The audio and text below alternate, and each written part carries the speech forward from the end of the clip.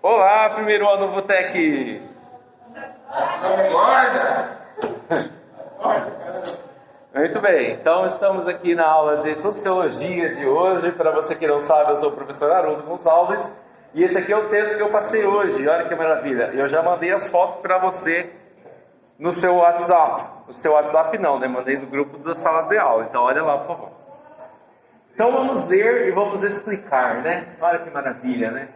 Para vários pensadores do século XIX, e aqui estamos falando do positivismo, tá? Se você nunca ouviu falar em positivismo, coloque no Google, positivismo. Já adianto que não tem nada a ver com positividade, assim, de energia, né? Good vibes e tal, não tem nada a ver com isso. Positividade não é, tá? Positivismo tem a ver com ordem, disciplina, organização, progresso, evolucionismo. Tem a ver com isso, tá? Positivismo. Então o tema aqui é o quê? Civilização e barbárie, né? Barbárie, bárbaro, tchê. O que é barbárie, povo querido?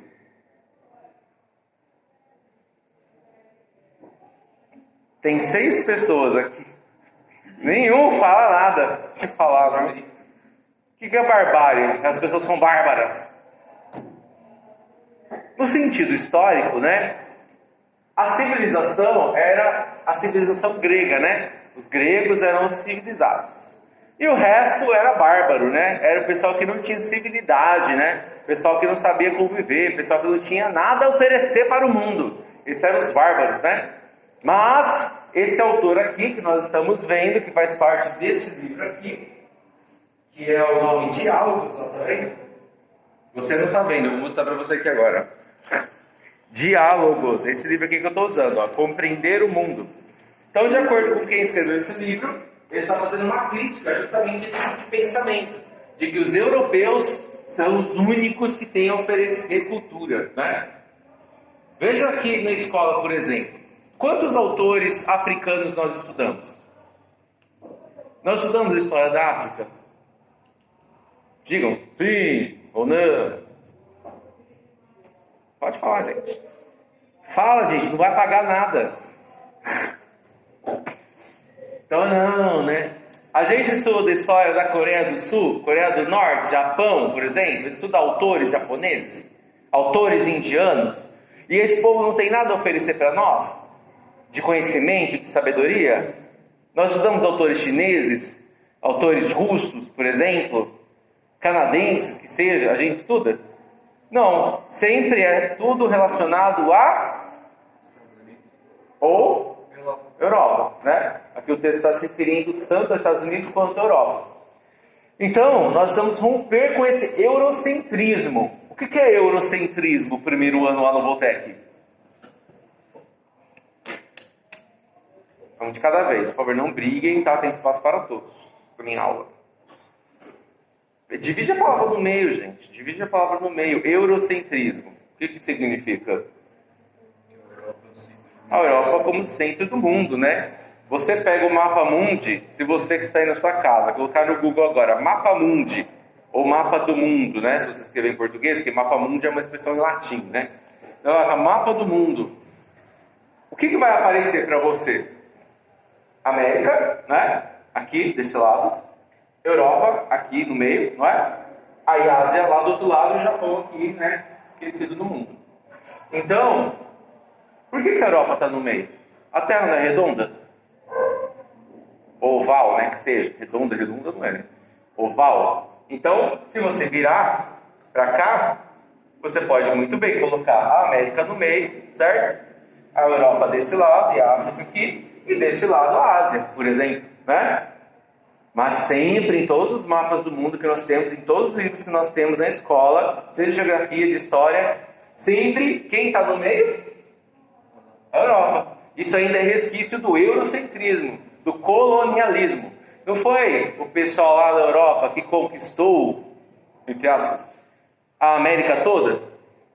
Os foram para a América do Norte, né? E colonizaram Estados Unidos, Canadá, né? Por isso que eles falam inglês. Certo? Isso é 5º ano, né, gente? Por favor. 6º ano. Aí, os franceses foram para a América Central. Aí por isso tem aquelas ilhazinhas lá, Guiana Francesa, Suriname, não sei o que, né? Que falam francês. Os espanhóis e portugueses vieram para a América do Sul, né? E aí dividiram no meio. Um lado ficou para a Espanha e outro lado ficou para os portugueses. E aí nós estamos de que lado? Do lado dos portugueses, né? Então a gente fala, como diz algumas crianças lá na escolinha, lá, né? Brasileiro, né? A gente fala brasileiro. Nós falamos português por causa dos portugueses. Nós somos colonizados pelos portugueses. E por que o outro lado da América do Sul fala tudo espanhol? Porque foram colonizados pelos espanhóis, entendeu? Então isso é resquício da nossa história. A Europa foi o centro, né, para este continente que é o nosso. Eles impuseram o seu modo de ser, o seu modo de viver, e nós ainda hoje idolatramos, né, digamos assim. Essa é a crítica do autor. Nós olhamos e falamos, não, eles são os caras, né? Quantas pessoas não falam, nossa, os europeus, sonhei para a Europa, né? Ai, a França, Paris e não sei o quê. E ninguém quer ir para a Índia, né? Ninguém quer ir para a China, ninguém quer ir para o Japão. O Japão às vezes até tem um negócio assim, né? Mas poucas pessoas, né? Ninguém quer ir para a Rússia, né? Ninguém quer conhecer a história da Índia, por exemplo, né? Por quê? A gente só se interessa por coisas europeias, tendências europeias, roupas europeias, né? Passa lá no jornal hoje, ou no jornal nacional. Ah, na Europa aconteceu tal coisa. Fala da Índia lá. Na Índia aconteceu tal coisa? Na Rússia aconteceu tal coisa? Não, nem existe, né? Parece que só existe a Europa no mundo. E Europa é o quê? Fala em 5 países da Europa.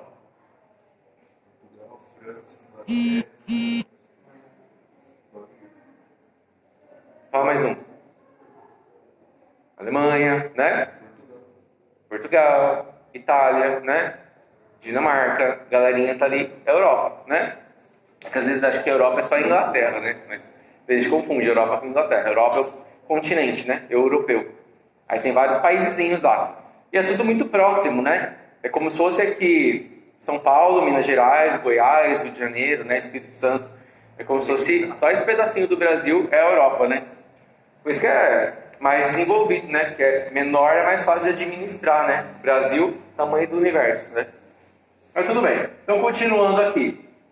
Algumas pessoas ainda hoje têm essa ideia de que civilização é só o que vem da Europa. E o resto são os bárbaros, né? Bárbaros é quem não tem cultura, é quem não tem nada a oferecer. Entendeu? Mas o autor está pedindo para nós rompermos com esse tipo de visão. Então ele fala, para vários pensadores do século XIX, civilização era um conceito que se referia a um estágio avançado, e eu apaguei esse dia, avançado da cultura humana, em oposição, né? Oposição ao estado de selvageria. Então, quando se fala de barbaridade, né, ou bárbaro, tudo bem que às vezes tem uma expressão assim, nossa, aquele filme foi bárbaro, né? Que a pessoa está dizendo que foi, tipo, legal, né? Maravilhoso e tal. Mas no sentido histórico, bárbaro significa selvagem, né? Quem já assistiu aqui Anne with an E? Que, professor? Eu entendi. Anne com E. Quem já assistiu Anne com E? Da Netflix. Se algum dia você se interessar, na 3ª temporada eles abordam problemas históricos, né? Políticos históricos. E aí falam dos índios, né? Como os índios eram vistos como selvagens, eram discriminados. Os negros eram vistos como selvagens, eram discriminados, não tinham nada a oferecer. E aí a Anne, com a professora dela, começa a romper com esses modelos, né, de sociedade. Porém, como eu estava falando lá ontem no Santa Maria, que era aula de filosofia, a função do filósofo e do sociólogo, que aqui também é o nosso caso, é provocar, né? Fazer a mudança acontecer. No entanto, se você realmente se empenha nisso, você será perseguido, você será morto, né? Como aconteceu com Sócrates, né? Vocês já estudaram Sócrates, não estudaram na filosofia? Falem. O pessoal precisa ouvir, gente. Fala. Sim, não, talvez. Não. Como diz lá o... Como é que chama? Babado Novo? Assim, sim, talvez, quem sabe, não seja assim tão tarde. Queria ter uma nave. Como que é o nome dessa banda mesmo? Da Cláudia Leite lá? Tinha? Antes dela virar só a Cláudia Leite sozinha? Enfim, não lembro mais. O Alzheimer chegou. Mas, então, qual que é a ideia? Nós precisamos romper com esse conceito de que tudo que é fora da Europa é selvagem. Não tem nada a oferecer para nós, tá? Nós vamos estudar outras sociedades, né? Perceber que existem outros parâmetros, né? Outros, como se diz, outras referências, né? Parâmetros é a mesma coisa que referência, né? Você sabe disso, né? Sabe disso, né? Tá bom.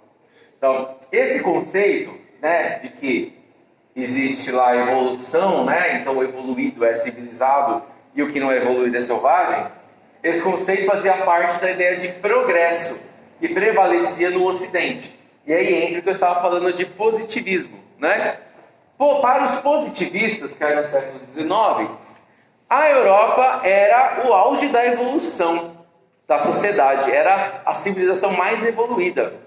E, segundo esse ideal positivista, quem era mais evoluído podia dominar quem era menos evoluído, né? Ou quem não era evoluído, porque aqui também tinha gente que não era evoluído, né?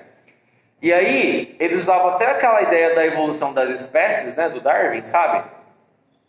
Porque nas espécies dos animais, o mais forte sobrevive, né? E o mais forte sempre ganha em relação ao mais fraco.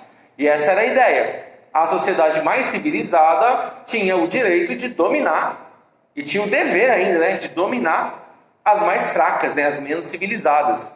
Tem uma pessoa muito conhecida na história que levou isso aí ao pé da letra, né? Vocês lembram o nome dessa pessoa? Começa com H. É, esse cidadão aí, né? Se você não ouviu, é o Hitler, né? O Hitler, ele queria fazer o quê? Os nazistas, né, de um modo geral.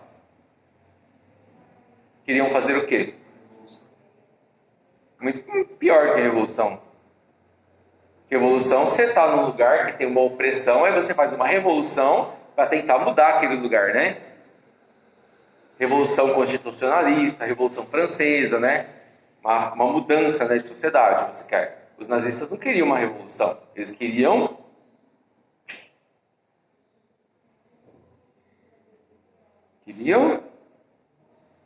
dominar. Dominar o quê? Tudo, né? O mundo inteiro. Para eles eram os mais evoluídos, né? A sociedade ariana era a mais evoluída, era a única que deveria existir na face da Terra. E aí o objetivo era fazer o quê?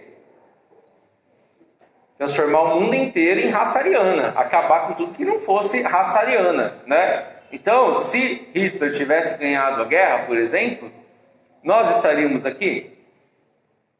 Teria eu aqui? Você e provavelmente você que está vendo também? Não. A não ser que você seja ariano puro, né? Que é da sociedade nórdica lá, né? Bem branquinho, olhos verdes, né? Aquele modelo bem alemão, né? Então, se você não faz parte desse modelo, sinto muito informar, você estaria morto, né? E é engraçado que tem gente que é brasileiro e é nazista, né? Tem negro nazista, né? Então tá pregando a própria extinção, né? Extinção não, extinção. Ah, tudo bem. Fica aí, né? Para você pensar. Então, para os positivistas, a sociedade que tinha maior progresso poderia dominar a que tinha menor progresso, né? Ou a que eles consideravam como selvagens. Nós aqui, por exemplo, né? Nós éramos os selvagens. E ainda para muitos, né? Europeus, norte-americanos, o Brasil é um país que não tem nada, né? Só tem mato, né? Eles olham o Brasil e falam que é mato. Ainda, hoje, né? Mas tudo bem. Que prevalecia no Ocidente. Tá? Industrialização, dinamismo tecnológico, conquista de áreas coloniais, eram outros conceitos que também faziam parte dessa ideia de progresso. Então, quem tinha o país, né, que tinha mais desenvolvimento tecnológico, mais conquistas territoriais, né, eles eram os países mais desenvolvidos, mais indústrias, né? O Brasil só vai começar a ter indústria na década de 50, né, em 1950. A Europa já no final no começo, né, aliás, do 1800 já começava a ter indústrias, né? Mas tudo bem. Atualmente, né, aí o autor fala, né, sobre nossos dias, atualmente a civilização não é mais essa ideia de que a sociedade que tinha progresso, né, que era melhor e tal. Civilização se refere ao produto cultural, material e cultural, né, do trabalho humano. Então você fala assim, quando você vai estudar história hoje, assim, civilização asteca, não é? Civilização maia, civilização egípcia. Quando você está falando civilização, você não está falando assim, as pessoas que moram naquele país são evoluídas e tem industrialização, e tem trabalho, e tem não sei o quê. Você está falando o que eles produziram de cultura, né?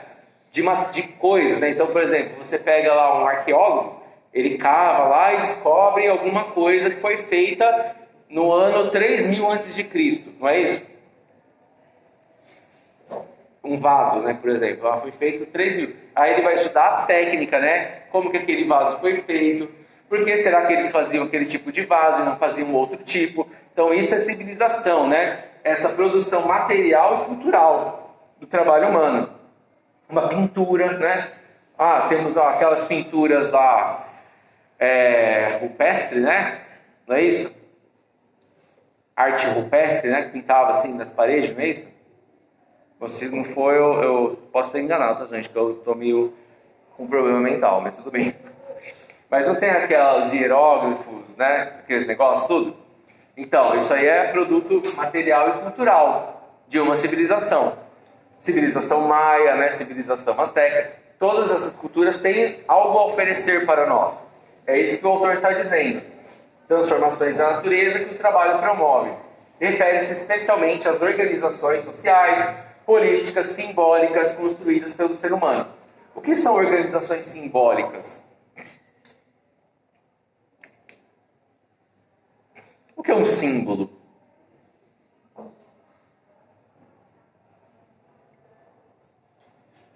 Quatro, 3, 2, 1. Não foi. Tudo bem. Então, símbolo, isso aqui não é um símbolo. Esse símbolo é símbolo do quê? Se você olhar só isso aqui.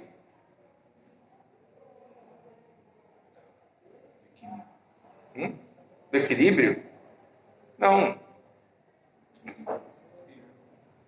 Nossa, gente, ninguém tem um Potterhead aqui nessa sala. Meu Deus, que heresia.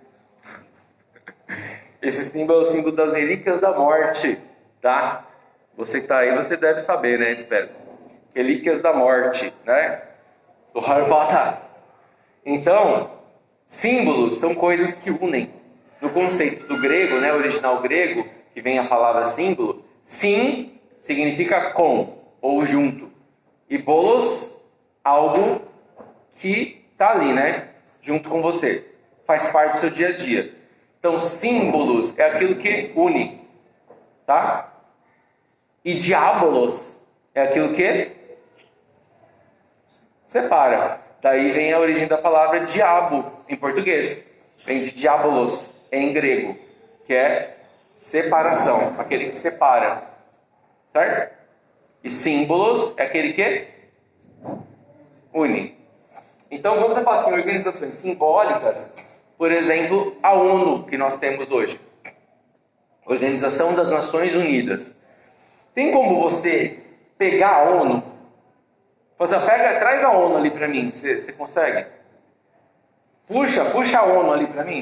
Dá pra você pegar a ONU? Pega a ONU ali para mim, pelo amor de Deus. Dá para você fazer isso? Não, a ONU é uma organização simbólica. Organização das Nações Unidas. Ela representa uma união das nações e tal. Você não consegue pegar. Então, símbolos você não pega. Eles representam algo. Pode até ser que tenha algum objeto que seja um símbolo. Por exemplo, o apagador. O apagador pode virar um símbolo de sala de aula, por exemplo, né? Mas ele em si mesmo não significa nada sozinho. Ele sempre vai remeter a algo. Entendeu? Se você olhar para isso aqui, né? O apagador, e não conseguir remeter à sala de aula, à lousa, ao professor, e ele ficar fechado em si mesmo, ele perde significado, não é? As coisas só têm significado quando você consegue ultrapassar aquele objeto e lembrar o que ele está apontando. É como se fosse uma seta, né? Uma placa de rua, por exemplo, é um símbolo. Ela aponta para um lugar. O apagador aqui, no caso, se a gente for usar como símbolo, ele aponta para quê? Para você lembrar de professor, de sala de aula, de giz, de lousa, enfim, alguma coisa assim. Vocês estão acompanhando? Então tá bom, agora vamos para aquela parte ali. Voltamos com a programação. Então aqui tem a continuação desse texto, né? Que é a que a gente estava falando da civilização e barbárie. Dessa forma, todas as culturas humanas podem ser consideradas civilizadas, sem que você precise comparar com outras. Você não vai comparar a cultura europeia, a cultura indiana, a cultura africana. Cada uma tem algo a oferecer. E o convite é que nós estejamos abertos, né? Para romper com essa visão eurocêntrica e evolucionista, né? De que os europeus são os evoluídos, né? Nós vamos romper com essa visão e perceber que todos têm algo a oferecer, certo? Basicamente essa é a ideia desse texto, civilização e barbárie. Agora falando desse aqui, difusão cultural. Difusão cultural, né? Esse texto aqui nos está convidando a perceber que todos nós temos algo a dever para outros países. Então ele faz uma crítica velada, né? É uma crítica implícita ao modo de viver norte-americano, por exemplo. O patriota, né?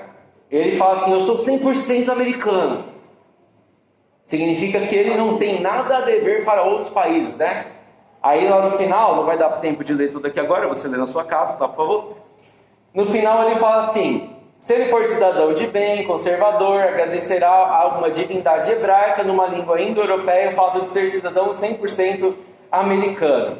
Ele lê os problemas estrangeiros, ele acha que não tem nada a ver com ele, né? E fala, nossa, graças a Deus que eu sou norte-americano e não tem nada a ver com esses países aí.